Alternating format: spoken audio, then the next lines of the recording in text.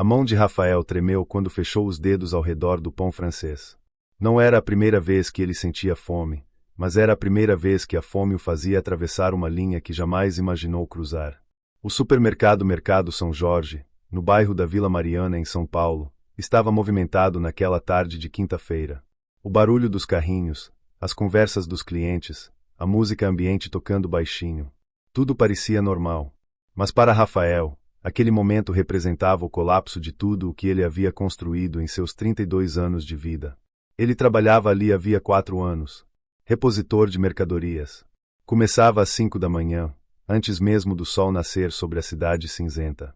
Conhecia cada corredor, cada prateleira, cada produto. Sabia onde ficavam as latas de ervilha que ninguém comprava, os pacotes de macarrão que vendiam mais rápido, as marcas de café que os clientes preferidos procuravam. Era um bom funcionário.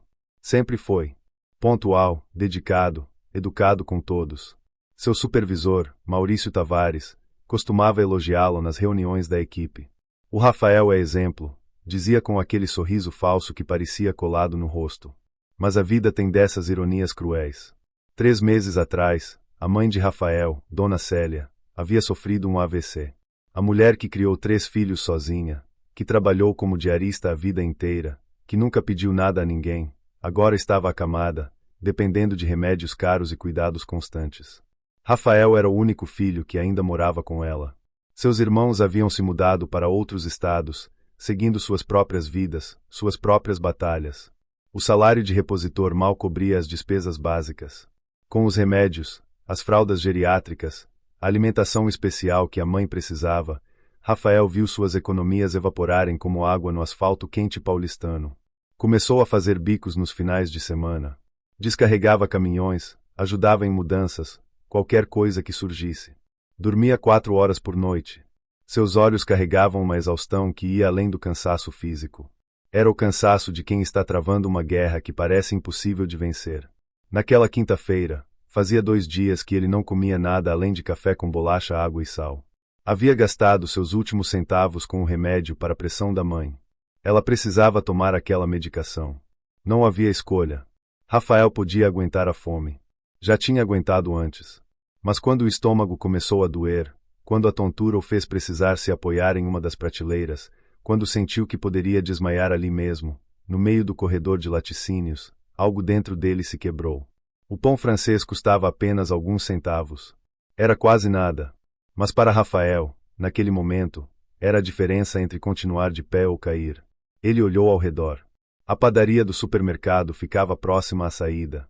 Estava vazia. O segurança conversava com uma cliente na entrada. As câmeras? Rafael sabia exatamente onde estavam. Conhecia cada ângulo, cada ponto cego. Afinal, trabalhava ali havia 4 anos. Sua consciência gritava: não faça isso. Você não é essa pessoa. Mas a fome gritava mais alto. E o desespero, o desespero tem uma voz que silencia todas as outras. Rafael pegou o pão. Colocou debaixo da camisa do uniforme. Caminhou em direção ao depósito dos fundos, onde os funcionários guardavam seus pertences. Só precisava chegar lá, comer alguma coisa, recuperar as forças. Depois, ele encontraria um jeito de pagar. Talvez pudesse descontar do salário. Sim, era isso que faria. Mas a vida, como já foi dito, tem dessas ironias cruéis. A mão pesada pousou em seu ombro quando Rafael estava a apenas 3 metros da porta do depósito. Ele virou e viu o rosto de Maurício Tavares. Mas não era mais o rosto com um sorriso falso. Era um rosto duro, cheio de uma satisfação quase sádica. Como se Maurício tivesse finalmente encontrado algo que procurava havia muito tempo. Eu sabia, disse Maurício, sua voz ecoando no corredor. Eu sabia que você era desse tipo. Sempre desconfiei. Rafael não conseguiu falar. O pão parecia pesar toneladas dentro de sua camisa. Ele quis explicar, quis dizer sobre a mãe, sobre a fome, sobre o desespero que o levou até ali. Mas as palavras morreram em sua garganta. Lágrimas queimaram seus olhos, mas ele as segurou. Não ia chorar. Não ali. Não na frente daquele homem. O que aconteceu depois foi rápido e brutal. Maurício chamou o segurança. Chamou outros funcionários. Fez questão de tornar aquilo um espetáculo. Rafael foi revistado ali mesmo, na frente de colegas com quem trabalhava havia anos, na frente de clientes que pararam para assistir à humilhação. O pão foi retirado de sua camisa como se fosse evidência de um crime hediondo. Maurício ligou para o dono do supermercado, Sr. Joaquim Brandão, que apareceu 15 minutos depois. Sr. Joaquim era um homem de 60 e poucos anos, sempre vestindo ternos caros, dirigindo carros importados. Olhou para Rafael como se olhasse para um inseto. Ladrão, disse simplesmente. Chame a polícia. Rafael tentou explicar. Sua voz saiu fraca, quebrada. Falou da mãe, dos remédios, da fome. Mas Sr. Joaquim ergueu a mão, silenciando-o. Não quero ouvir desculpas. Você traiu minha confiança. Traiu este estabelecimento. Está demitido. E vai responder pelo roubo. A polícia chegou. Rafael foi algemado. Enquanto era levado para fora do supermercado, ele ouviu Maurício dizendo aos outros funcionários: Isso serve de exemplo para todos. Aqui não toleramos desonestidade. A palavra desonestidade ecoou na mente de Rafael como um tapa na cara. Na delegacia, depois de horas de constrangimento, de dar depoimento, de sentir a vergonha queimar cada centímetro de sua pele, Rafael foi liberado. O delegado, um homem mais velho de olhar cansado, disse que o supermercado não quis representar criminalmente. Mas você tem sorte, acrescentou. Da próxima vez, pode não ser assim. Rafael saiu da delegacia quando o sol já havia se posto. São Paulo estava escura, barulhenta, indiferente. Ele caminhou pelas ruas sem destino, sem forças, sem esperança. Havia perdido seu emprego, sua dignidade, sua reputação. Como explicaria para a mãe? Como pagaria as contas? Como sobreviveria? Aquela noite, sentado no pequeno apartamento que dividia com Dona Célia, ouvindo a respiração difícil dela no quarto ao lado, Rafael tomou uma decisão. Ele não sabia como, não sabia quando, mas um dia, de alguma forma, ele provaria que não era o que Maurício Tavares e Joaquim Brandão pensavam que ele era. Um dia, ele voltaria. E quando voltasse, seria diferente. Completamente diferente. Rafael Mendes nasceu e cresceu na periferia da zona sul de São Paulo, no bairro do Capão Redondo. Sua história era como a de milhões de brasileiros, família humilde, pai ausente, mãe guerreira que fez de tudo para dar dignidade aos filhos. Dona Célia trabalhava como diarista em casas de classe média, saía de madrugada e voltava à noite, sempre com uma sacola de compras na mão e um sorriso cansado no rosto. Educação é a única herança que posso deixar para vocês, dizia ela. Rafael foi o único dos 3 filhos que terminou o ensino médio. Não porque fosse mais inteligente que os irmãos, mas porque era teimoso. Estudava à noite depois de trabalhar o dia todo como ajudante em uma oficina mecânica. Dormia pouco, comia mal, mas nunca faltava às aulas. Aos 19 anos, recebeu o diploma com lágrimas nos olhos e a mãe gritando seu nome da plateia. Foi o dia mais feliz da vida de Dona Célia. Os anos seguintes foram de luta constante. Rafael trabalhou em dezenas de lugares. Foi motoboy, entregador, ajudante de pedreiro, estoquista. Nunca reclamava. Fazia o que precisava ser feito. Economizava cada centavo que podia, sonhando em um dia poder dar uma vida melhor para a mãe. Quando conseguiu o emprego no Mercado São Jorge, aos 28 anos, pensou que finalmente as coisas estavam melhorando. Era carteira assinada, salário fixo, benefícios. Podia planejar o futuro. Agora, sentado no sofá velho do apartamento alugado na Vila Mariana, com a carta de demissão por justa causa em mãos, Rafael sentia que havia voltado à estaca zero. Pior que isso, havia voltado com uma mancha em sua ficha, uma acusação de roubo que o perseguiria onde quer que fosse procurar emprego. Dona Célia não sabia de nada. Rafael havia mentido para ela. Disse que estava de folga, que o supermercado estava fazendo um rodízio de funcionários. Não podia contar a verdade. O coração frágil da mãe não aguentaria o choque. Ela já sofria demais com a própria condição, dependendo do filho para tudo. A culpa consumia Rafael. Ele havia falhado com a única pessoa que nunca falhou com ele. Na primeira semana após a demissão, Rafael esgotou todas as possibilidades que conhecia. Procurou emprego em outros supermercados, mas quando ligavam para pedir referências do trabalho anterior, a resposta era sempre a mesma: demitido por justa causa. Não recomendamos. As portas se fechavam uma atrás da outra. Ele tentou trabalhos informais, mas a renda era irregular e insuficiente. Os remédios da mãe não podiam atrasar. A conta de luz, a água, o aluguel, tudo tinha prazo. Foi então que Rafael conheceu seu Antônio. O velho morava no apartamento ao lado. Apesar da saúde debilitada, ainda trabalhava consertando eletrodomésticos em casa. Tinha quase 70 anos, mãos calejadas e um olhar que parecia enxergar além das aparências. Certa tarde, encontrou Rafael sentado na escada do prédio, a cabeça entre as mãos, o desespero estampado no rosto. Problemas, jovem? Perguntou seu Antônio, sentando-se ao lado dele com dificuldade. Rafael não queria conversar, mas havia algo na voz gentil do velho que o desarmou. E então, pela primeira vez desde aquele dia terrível, ele contou tudo. Falou do pão, da demissão, da humilhação, do desespero. Esperava julgamento, mas o que recebeu foi compreensão.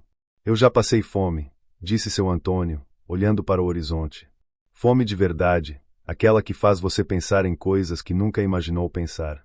Não vou te julgar, rapaz, mas vou te dizer uma coisa. Você pode ficar aqui sentado chorando pelo que aconteceu, ou pode se levantar e provar que é maior que isso. Seu Antônio ofereceu algo inesperado. Tinha um pequeno negócio de conserto de eletrodomésticos, mas a idade e a saúde não permitiam mais que ele trabalhasse como antes. Você é jovem, forte, inteligente. Posso te ensinar o que sei. Não é muito, mas é honesto. A proposta veio acompanhada de uma condição. Rafael precisaria estudar, aprender, se dedicar completamente. Nos dias seguintes, Rafael mergulhou no mundo dos circuitos, fios, placas e resistências. Seu Antônio era um professor paciente, mas exigente. Ensinava não apenas a técnica, mas a filosofia por trás do trabalho. Quando você conserta algo quebrado, dizia, você está devolvendo valor a esse objeto. Está dando uma segunda chance. Você também merece uma segunda chance, Rafael. Enquanto aprendia, Rafael começou a enxergar o mundo de forma diferente. Cada aparelho que consertava era uma pequena vitória. Cada cliente satisfeito era uma prova de que ele tinha valor, de que podia construir algo com suas próprias mãos. O dinheiro era pouco no começo, mas era dinheiro honesto. E isso significava tudo. Ainda assim, a raiva queimava dentro dele. À noite, quando terminava o trabalho e cuidava da mãe, Rafael pensava em Maurício Tavares e Joaquim Brandão. Lembrava do olhar de superioridade, das palavras cruéis, da humilhação pública. Não era desejo de vingança, exatamente. Era algo mais profundo. Era a necessidade de provar que eles estavam errados. Que ele não era um ladrão. Que era capaz de muito mais do que eles jamais imaginariam. 3 meses depois de começar a trabalhar com seu Antônio, algo mudou. Rafael estava consertando um micro-ondas quando uma ideia surgiu em sua mente. Era arriscada, talvez impossível, mas não saía de sua cabeça. Ele pensou na própria história, nas histórias de tantas pessoas como ele. Pessoas que mereciam uma segunda chance. Pessoas que precisavam de oportunidades, não de julgamentos. Naquela noite, Rafael fez algo que não fazia há muito tempo. Pegou um caderno velho e começou a escrever. Não eram apenas anotações. Era um plano. Um sonho que parecia absurdo, considerando sua situação atual. Mas pela primeira vez desde a demissão, ele sentiu algo que havia esquecido: esperança. Seu Antônio, ao ver o caderno dias depois, riu. Você é louco, garoto. Mas sabe de uma coisa: os loucos são os que mudam o mundo. E então fez algo inesperado. Pegou um envelope guardado em uma gaveta. Dentro havia um valor em dinheiro. Minhas economias de uma vida, disse. Não tenho filhos, não tenho família. Você tem um sonho e coragem. Isso vale mais que qualquer quantia. Considere isso um investimento. Mas não em um negócio. Em você. Rafael olhou para o dinheiro, para o velho, e sentiu lágrimas queimarem seus olhos. Não era muito, mas era o suficiente para dar o primeiro passo. O primeiro de muitos que ele teria que dar. A jornada seria longa, exaustiva, cheia de obstáculos. Mas Rafael Mendes não era mais o homem quebrado que saiu da delegacia semanas atrás. Ele havia encontrado algo mais poderoso que raiva ou desejo de vingança. Havia encontrado propósito. Com o dinheiro de seu Antônio e suas próprias economias, Rafael tinha pouco mais de 15 mil reais. Para os padrões de qualquer empresário, era uma quantia ridícula. Mas para quem havia sido demitido por roubar um pão, era uma fortuna. E Rafael sabia exatamente o que queria fazer com aquele dinheiro: abrir um pequeno negócio de conserto e venda de eletrodomésticos usados. A ideia era simples: comprar aparelhos quebrados por preços baixos, consertá-los e revendê-los a preços acessíveis para famílias de baixa renda. Pessoas como sua mãe, como ele próprio. Pessoas que não podiam comprar produtos novos, mas mereciam ter uma geladeira funcionando, um fogão decente, uma máquina de lavar que facilitasse a vida. Não era apenas um negócio. Era uma missão. O primeiro passo foi alugar um pequeno galpão na periferia, na zona leste de São Paulo.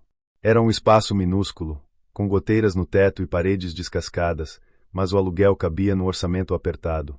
Rafael passou semanas reformando o lugar com as próprias mãos. Pintou paredes, consertou a fiação elétrica, improvisou prateleiras com caixotes de madeira. Trabalhava das 5 da manhã até a meia-noite, dormindo apenas algumas horas antes de recomeçar. Seu Antônio visitava o galpão sempre que podia, oferecendo conselhos e palavras de encorajamento. Você está construindo algo maior que um negócio, Rafael. Está construindo um futuro. Mas o velho estava cada vez mais fraco.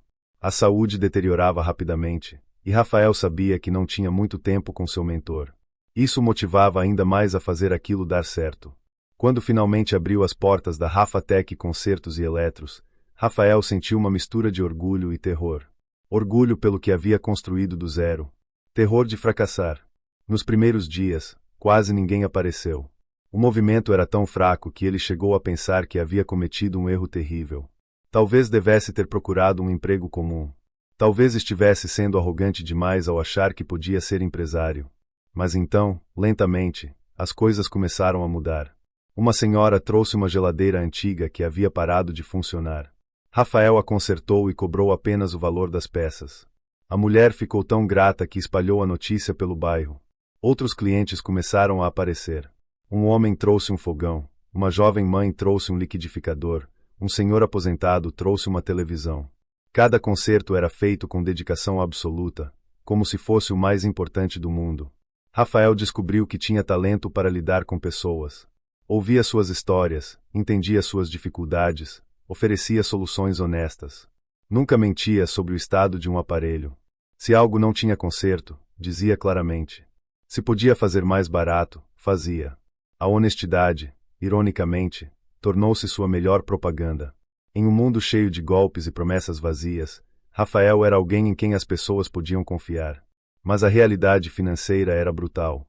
Os lucros eram mínimos. Mal cobriam o aluguel, as contas básicas e os remédios da mãe. Rafael comia uma vez por dia, economizando cada centavo para reinvestir no negócio. Emagreceu 15 quilos em 3 meses. As olheiras pareciam permanentes. Seu corpo doía, sua mente estava exausta, mas ele não parava. Foi então que veio o primeiro grande golpe.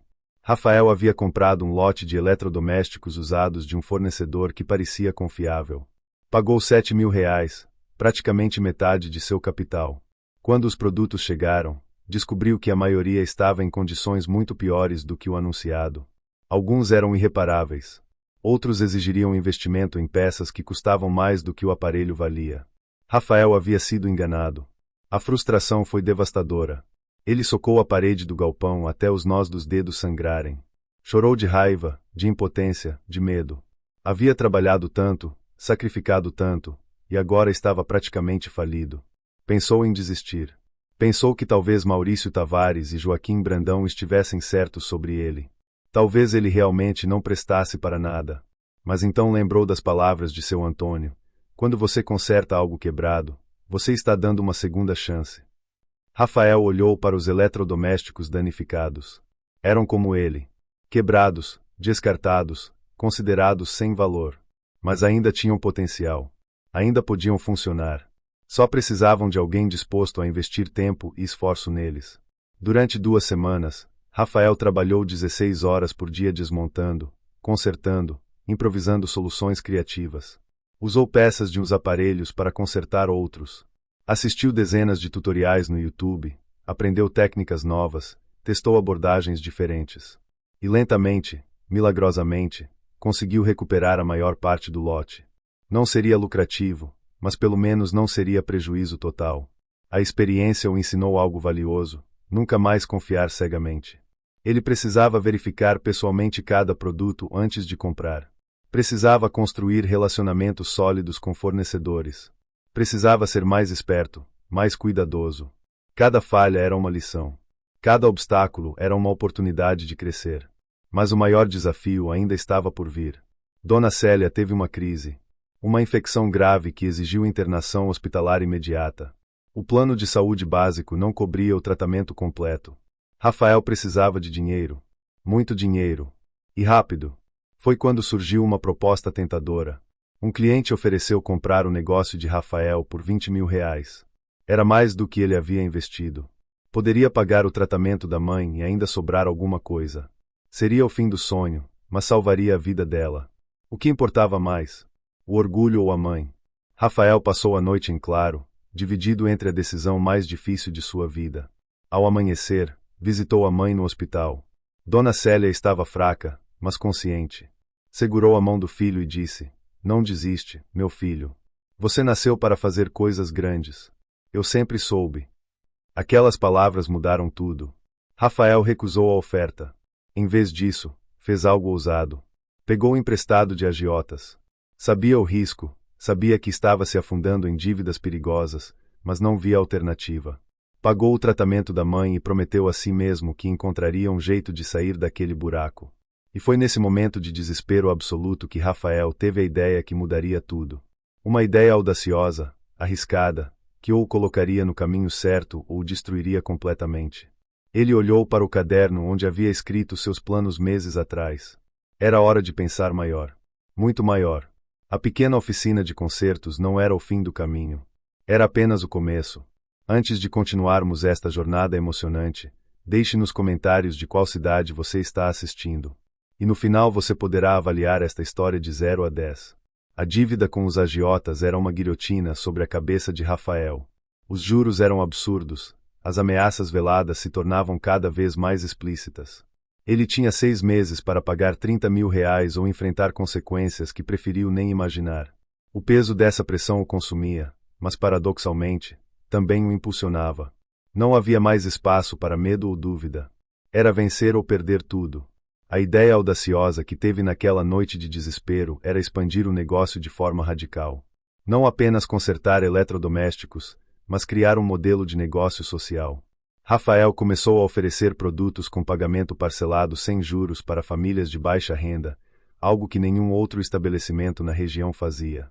Era arriscado. Muitos poderiam não pagar. Mas ele apostava na honestidade das pessoas que, como ele, só precisavam de uma oportunidade. Para isso funcionar, precisava de capital de giro. Rafael procurou microcrédito, programas governamentais de apoio a pequenos empreendedores, qualquer fonte de recursos que pudesse acessar. Foi rejeitado inúmeras vezes. Sua ficha de demissão por justa causa pesava contra ele. Bancos não confiavam em alguém com esse histórico. Mas Rafael não desistiu.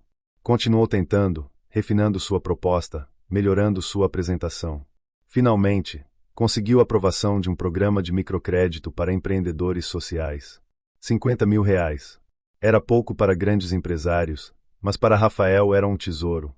Usou metade para quitar a dívida com os agiotas. A outra metade investiu no negócio. Comprou mais estoque, ampliou o galpão, contratou 2 ajudantes do próprio bairro. Jovens sem oportunidades, como ele havia sido. O modelo de parcelamento sem juros explodiu. Em 3 meses, Rafael tinha uma lista de espera de mais de 200 clientes. A notícia se espalhou pela periferia. Ele não era apenas um comerciante. Era alguém que entendia a luta, que respeitava a dignidade das pessoas.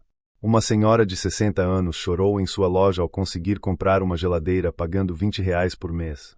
"Ninguém nunca acreditou em mim", disse ela. "Você é o primeiro." Mas o crescimento trouxe novos desafios. Rafael precisava de um sistema melhor de controle financeiro, de gestão de estoque, de relacionamento com fornecedores. Não bastava ter boa vontade. Ele precisava profissionalizar o negócio. Passou noites estudando administração, finanças, marketing. Fez cursos online gratuitos, leu livros de empreendedorismo, absorveu cada conhecimento como uma esponja. Foi nesse período que Rafael conheceu Carla, uma jovem contadora que havia se oferecido para ajudar pequenos negócios da região como voluntária. Ela viu potencial no modelo de Rafael e propôs uma parceria. Ela cuidaria da parte administrativa e financeira sem cobrar, em troca de uma pequena participação nos lucros futuros. Rafael aceitou. Foi a melhor decisão que tomou. Com Carla organizando as finanças, Rafael pôde focar no que fazia melhor: atender clientes e expandir. Em um ano, a Rafatec tinha 3 unidades. Em 18 meses, eram 5. O faturamento crescia exponencialmente. Rafael começou a chamar a atenção da mídia. Jornais locais publicaram matérias sobre o empresário que dá oportunidades para quem não tem. Programas de televisão o convidaram para entrevistas. Ele sempre contava sua história com honestidade brutal. Falava da demissão, do pão, da humilhação. Transformou sua vergonha em inspiração. Seu Antônio faleceu 3 meses antes da Rafatec completar 2 anos. Rafael estava ao lado dele nos últimos momentos. O velho segurou sua mão e disse: "Você fez muito mais do que eu imaginei, garoto. Muito mais." Foram as últimas palavras dele. Rafael chorou como não chorava desde criança. Seu Antônio não era apenas um mentor. Era o pai que ele nunca teve. A morte do velho o impactou profundamente, mas também renovou seu propósito. Rafael criou um programa de capacitação gratuita para jovens da periferia, ensinando conserto de eletrodomésticos. Chamou de Projeto Antônio. Dezenas de jovens passaram pelo programa. Muitos conseguiram emprego. Alguns abriram os próprios negócios. A transformação não era apenas de Rafael. Era de toda uma comunidade. E foi então, quando as coisas finalmente pareciam estáveis, que chegou a notícia que mudaria tudo. Carla entrou no escritório com um documento nas mãos e uma expressão indecifrável no rosto. "Rafael, você precisa ver isso." Era um comunicado oficial. O Mercado São Jorge estava à venda. O coração de Rafael parou. O supermercado onde havia sido demitido, humilhado, destruído. Joaquim Brandão estava vendendo por 10 milhões de reais. O negócio estava em declínio, perdendo clientes para redes maiores. A região havia mudado. Novos concorrentes surgiram. O São Jorge não se adaptou e agora pagava o preço. Rafael olhou para aquele documento por longos minutos. Lembrou do dia em que foi retirado dali algemado. Lembrou das palavras de Maurício Tavares. Lembrou da humilhação ardendo em sua pele. E então, lembrou de quem ele havia se tornado. Não era mais o homem quebrado que roubou um pão. Era alguém que construiu um império a partir das cinzas. "Eu vou comprar", disse Rafael. Carla o olhou como se ele tivesse enlouquecido. "Rafael, são 10 milhões. Não temos esse dinheiro." Ele sorriu. Era um sorriso diferente. Não era de raiva ou vingança. Era de determinação absoluta. "Então vamos conseguir." Os próximos 3 meses foram os mais intensos da vida de Rafael. Ele procurou investidores, apresentou seu modelo de negócio, mostrou os números impressionantes da Rafatec. Alguns riram dele. Um garoto da periferia querendo comprar um supermercado. Impossível. Mas outros viram o que ele via: potencial ilimitado. Conseguiu investidores dispostos a bancar metade do valor. A outra metade viria de um empréstimo bancário. Pela primeira vez na vida, bancos grandes queriam fazer negócios com Rafael Mendes. O ex-repositor demitido por justa causa agora era um empresário respeitado com um modelo de negócio revolucionário. A negociação foi complexa. Joaquim Brandão resistiu quando descobriu quem era o comprador. "Você", disse com desdém. "O ladrão que roubou um pão." Rafael o encarou sem desviar o olhar. "Eu sou o homem que está prestes a comprar seu supermercado. Pode aceitar minha oferta ou deixar o negócio falir completamente. A escolha é sua." Joaquim, encurralado pela realidade financeira, aceitou. O contrato foi assinado em uma segunda-feira chuvosa de outubro. Rafael Mendes, aos 34 anos, tornou-se proprietário do Mercado São Jorge. O lugar que o destruiu agora era dele. Mas a história não terminava ali. Ainda havia uma conta a acertar. O primeiro dia de Rafael como dono do Mercado São Jorge foi cinematográfico. Ele chegou cedo, antes dos funcionários, e caminhou pelos corredores vazios. Cada prateleira, cada corredor despertava memórias. Ali estava o corredor de laticínios, onde ele quase desmaiou de fome. Lá estava a padaria onde pegou o pão. E logo à frente, o depósito onde sua vida havia desmoronado. Rafael não sentiu raiva. Sentiu algo mais complexo. Uma mistura de melancolia e gratidão. Aquele lugar terrível havia sido o catalisador de sua transformação. Sem aquela queda brutal, ele nunca teria descoberto do que era capaz. A dor o moldou. A humilhação o fortaleceu. Ele não estava ali para destruir. Estava ali para reconstruir. Quando os funcionários começaram a chegar, o choque foi geral. Muitos reconheceram Rafael. Os boatos se espalharam rapidamente. É aquele que foi demitido, o que roubou o pão. Não acredito que ele comprou o mercado. Rafael reuniu todos no depósito, o mesmo lugar onde havia sido revistado 2 anos antes. Meu nome é Rafael Mendes, começou, sua voz firme ecoando no espaço. Muitos de vocês me conhecem. Trabalhei aqui durante 4 anos. Fui demitido em circunstâncias que vocês devem lembrar. Não vou mentir sobre o que aconteceu. Eu peguei um pão porque estava com fome. Não foi certo, mas também não foi toda a história. Ele contou tudo. Falou da mãe doente, do desespero, dos dias sem comer. Falou da humilhação, da luta para sobreviver, da decisão de construir algo novo. Falou da Rafatec, dos erros, dos aprendizados, das vitórias. Sua vulnerabilidade era desarmante. Alguns funcionários tinham lágrimas nos olhos. Ninguém aqui será demitido, disse Rafael. Mas as coisas vão mudar. Este supermercado vai se tornar um lugar que respeita seus funcionários e seus clientes. Especialmente aqueles que estão lutando, como eu estive. Se alguém aqui passar por dificuldades, pode me procurar. Juntos, encontraremos soluções. Ninguém deveria ter que escolher entre dignidade e sobrevivência. O silêncio foi quebrado por aplausos. Tímidos no início, depois estrondosos. Rafael sentiu um nó na garganta. Mas ainda havia uma pessoa que ele precisava enfrentar. Maurício Tavares chegou 1 hora depois. Ele não sabia da venda. Não sabia que tinha um novo chefe. Quando viu Rafael, seu rosto empalideceu. "O que você está fazendo aqui?" perguntou, a voz tremendo. Rafael sorriu. "Maurício, preciso conversar com você no meu escritório." A palavra meu não passou despercebida. Maurício seguiu Rafael até a sala que antes pertencia a Joaquim Brandão. Quando finalmente entendeu o que havia acontecido, suas pernas fraquejaram. Ele se sentou, o rosto cinza, as mãos tremendo. Você comprou o supermercado." "Comprei", respondeu Rafael, sentando-se à mesa. "E agora preciso tomar algumas decisões sobre a equipe de gestão." Maurício engoliu seco. Sabia o que vinha. Seria demitido. Humilhado como havia humilhado Rafael. Justiça poética. Ele fechou os olhos, esperando o golpe final. Mas Rafael disse algo inesperado. "Você vai continuar trabalhando aqui, Maurício. Mas não como supervisor. Você vai ser repositor. Vai aprender o que é trabalhar do outro lado. Vai entender o cansaço, a pressão, a luta diária. E se, depois de 6 meses, você mostrar que mudou, que aprendeu algo, podemos conversar sobre uma promoção." Maurício o encarou, incrédulo. "Por que está fazendo isso? Eu fui horrível com você.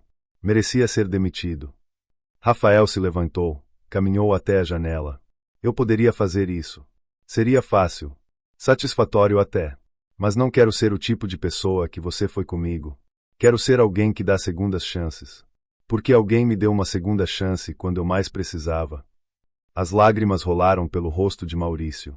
Ele não era um homem acostumado a chorar. "Eu sinto muito", disse, a voz quebrada. "Pelo que fiz. Pelas palavras. Por tudo." Rafael acenou com a cabeça. "Eu sei. E aceito seu pedido de desculpas. Mas desculpas são palavras. Agora você precisa provar com ações." Maurício saiu daquele escritório transformado. Nos meses seguintes, ele se tornou um dos funcionários mais dedicados. Aprendeu humildade. Aprendeu empatia. Aprendeu que dignidade não é algo que se tira dos outros, mas algo que se constrói em si mesmo. Rafael transformou o mercado São Jorge completamente. Implementou o mesmo modelo de parcelamento sem juros que funcionava na Rafatec.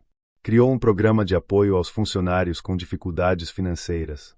Estabeleceu parcerias com produtores locais, gerando empregos na comunidade. O supermercado voltou a prosperar, mas não apenas em lucros. Prosperava em propósito. Dona Célia, que havia se recuperado consideravelmente, visitou o supermercado em um dia especial. Rafael a trouxe pessoalmente, segurando seu braço com cuidado. Quando ela viu o filho caminhando pelos corredores, cumprimentando funcionários e clientes pelo nome, tratando todos com respeito genuíno, seus olhos brilharam de orgulho. "Você conseguiu, meu filho", disse ela, apertando sua mão. "Não apenas construiu um negócio, construiu um legado." Rafael abraçou a mãe, sentindo gratidão infinita. Ela sempre acreditou nele, mesmo quando ele não acreditava em si mesmo. 1 ano depois da aquisição, Rafael estava no supermercado quando viu Maurício se aproximar. Mas não era o Maurício arrogante e cruel de antes. Era alguém diferente.